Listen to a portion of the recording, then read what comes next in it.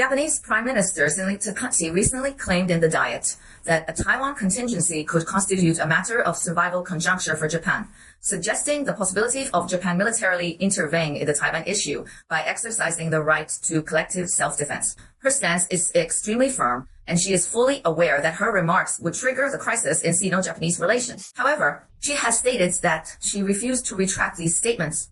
On November 21st, Fu Tong, representative of China to the United Nations, also clarified his position, stating that Shinzo Takahashi has seriously disrupted the international order after World War II and is a serious provocation against China. Professor John, how do you interpret this matter? Around 1999, Japan introduced a bill on the situation in the surrounding areas.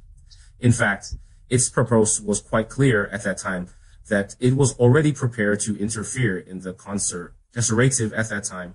The logic of the bill on the situation in the surrounding areas of 1999 was that if the U.S. military intervened, the Japanese self-defense forces would use Japan's national territory, including airspace, territorial waters, and territories, provide logistical support to the U.S. military within this scope.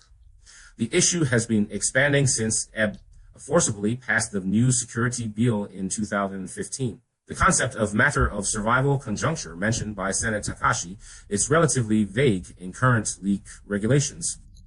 Her statement now indicates that Japan is ready to cooperate with the U.S. military.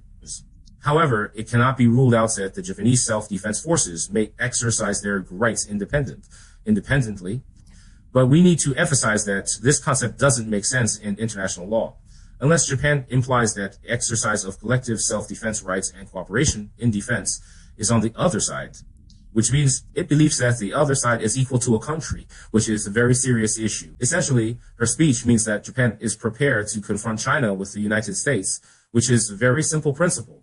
I don't really think this is a situation where she said something out of turn.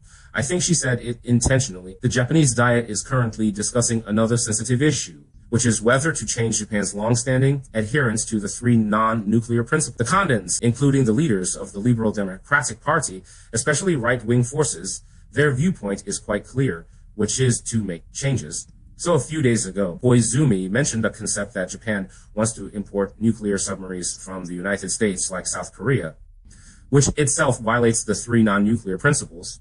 But what we need to pay attention is to that in this issue, in fact, Shinzo Takahashi was also asked this question but she didn't explicitly state that we need to make changes.